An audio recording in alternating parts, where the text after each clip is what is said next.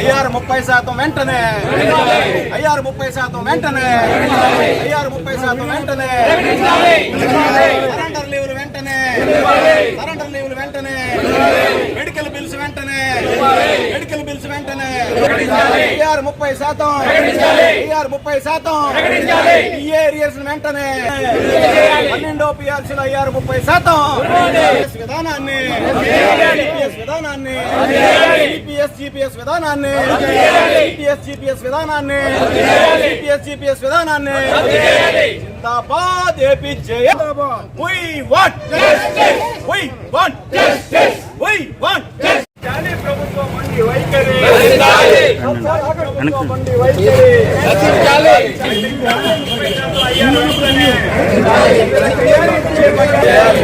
చేయాలి బకాయిలు విడుదల చేయాలి,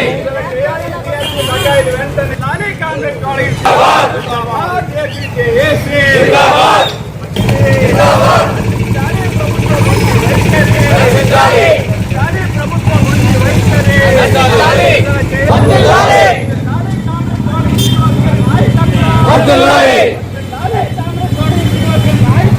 వర్ధిల్లాలి,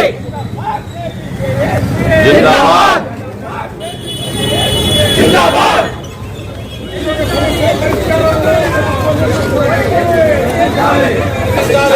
ఉద్యోగుల సమస్యల పరిష్కారంలో ప్రభుత్వ నిర్లక్ష్యం వైఖరి, ఉద్యోగుల సమస్యల పరిష్కారంలో ప్రభుత్వ నిర్లక్ష్యం వైఖరి, ఉద్యోగుల సమస్యల పరిష్కారంలో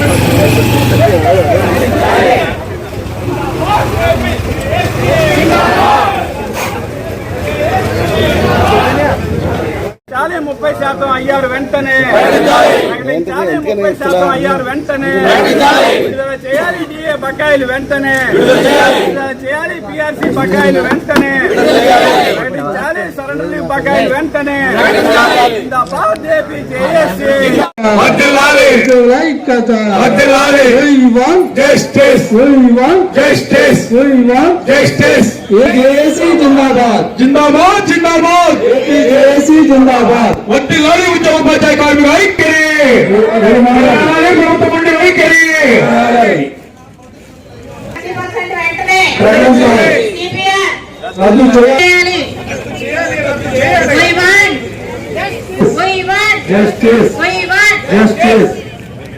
కార్మికుల ఐక్యత వర్ధిల్లాలి, వర్ధిల్లాలి, ఉద్యోగ ఉపాధ్యాయ కార్మికుల ఐక్యత ఇవ్వాలి, ఇవ్వాలి. 12వ పిఆర్సీలో ఐఆర్ 30%, 12వ పిఆర్సీలో ఐఆర్ 30%, ఏపీల బకాయిలను, జీపీ బకాయిలను, సరెండర్ లీవ్స్ వెంటనే, సరెండర్ లీవ్స్ వెంటనే రద్దు చేయాలి, జీపీఎస్ వెంటనే రద్దు చేయాలి, జీపీఎస్ వెంటనే ఐఆర్ 30%.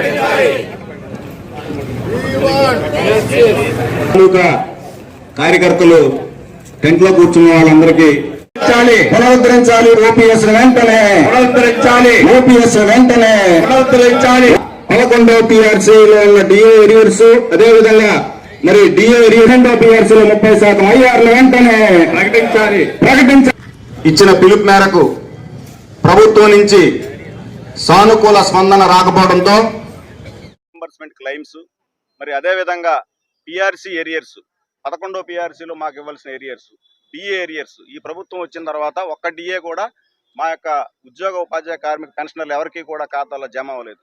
వీటన్నిటి డిమాండ్స్తో పాటు సిపిఎస్ మరియు జీపీఎస్ విధానాన్ని రద్దు చేయాలని, అలాగే 12వ పిఆర్సీలో 30% ఐఆర్ని వెంటనే ప్రకటించాలని ఏపీజేఏసీ ఇచ్చిన ఉద్యమ కార్యాచరణలో భాగంగా ఇవాళ 4వ రోజు మరి జడ్పీ కార్యాలయం నుంచి పెద్ద ఎత్తున ఉద్యోగ ఉపాధ్యాయులతోటి పెన్షనర్లతోటి మేము ర్యాలీగా ఇక్కడ రావడం జరిగింది. అదేవిధంగా ఇక్కడ కలెక్టరేట్ వద్ద ఉన్న ధర్నా చౌక్లో మరి లంచ్ అయ్యే వరకు కూడా, లంచ్ వరకు మేము ధర్నా నిర్వహిస్తామని, మా న్యాయమైన డిమాండ్స్ ప్రభుత్వం తీర్చే వరకు కూడా సుదీర్ఘ పోరాటం సాగుతుందని, లేని పక్షంలో మరి చలో విజయవాడ 27వ తారీఖున కూడా మరి ఏపీజేఏసీ నిర్ణయించింది. మరి పెద్ద ఎత్తున ఆ కార్యక్రమం కూడా మరొక బీఆర్టీఎస్ రోడ్డు ఉద్యమాన్ని తలపించే విధంగా ఉద్యోగ ఉపాధ్యాయులు పెన్షనర్లు అందరూ కూడా కంకణబద్దులై ఉన్నారు. కాబట్టి ఖచ్చితంగా మా పోరాటాలతోటే మేము అన్ని సాధించుకున్నాం.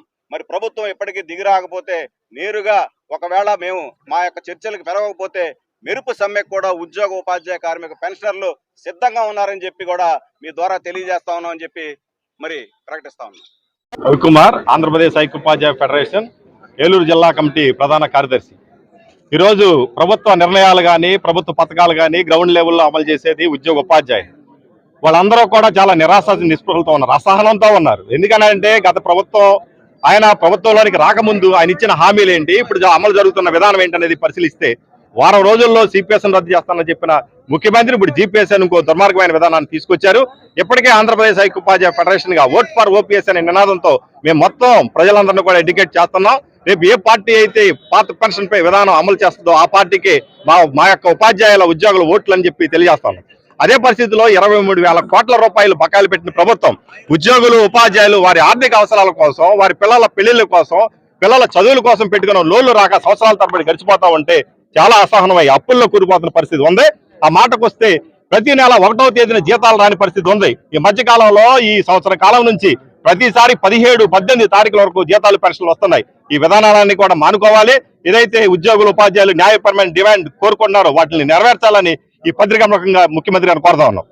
గత పిఆర్సీ ఏదైతే ఉందో 11వ పిఆర్సీలో మరి ఐఆర్ 27% ప్రకటించి ఫిట్మెంట్ దగ్గరికి వచ్చేసరికి 4% తగ్గించి 23% ఇవ్వడం అనేటువంటిది రివర్స్ పిఆర్సీగా ఈ రోజున చరిత్రలో నిలిచిపోయింది. అంతేకాదు ఎన్నో ఉద్యమాలతో పోరాటాలతో తెచ్చుకున్నటువంటి హెచ్ఆర్ఏ 20% మళ్ళీ దాంట్లో 4% కోత వేసి 16% ఇచ్చి రివర్స్ హెచ్ఆర్ఏగా ఇచ్చినటువంటి ఘనత కూడా చరిత్రకెక్కినటువంటి ప్రభుత్వం కూడా ఈ రాష్ట్ర ప్రభుత్వం. ఈ రకంగా ఆర్థిక మూలాల మీద దెబ్బేసినటువంటి ఈ రాష్ట్ర ప్రభుత్వం మీద రాష్ట్రంలో ఉన్నటువంటి ఉద్యోగ ఉపాధ్యాయ కార్మిక పెన్షనర్లు చాలా నిస్పృహతో మరి చాలా నిరాశతో ఉన్నారన్న విషయాన్ని స్పష్టం చేస్తున్నా. ఇంకొక నెల రోజులు సమయం ఉంది. బాలు ఈరోజు రాష్ట్ర ప్రభుత్వం ముఖ్యంగా సీఎం గారు కోర్టులో ఉంది. అది మరి 6 కొట్టి చరిత్ర మళ్ళీ పునరావృతం చేసుకుంటాడా లేదు ఇదే తప్పు కొనసాగిస్తాడా తేల్చుకోవాల్సినటువంటి సమయం ఉంది. ఈరోజు మేము అడిగేది గొంతెమ్మ కోరిక కాదు. మరి రాబోయే 12వ పిఆర్సీ గత జూలై 23 నుంచి ఇంప్లిమెంట్ అవ్వాలి.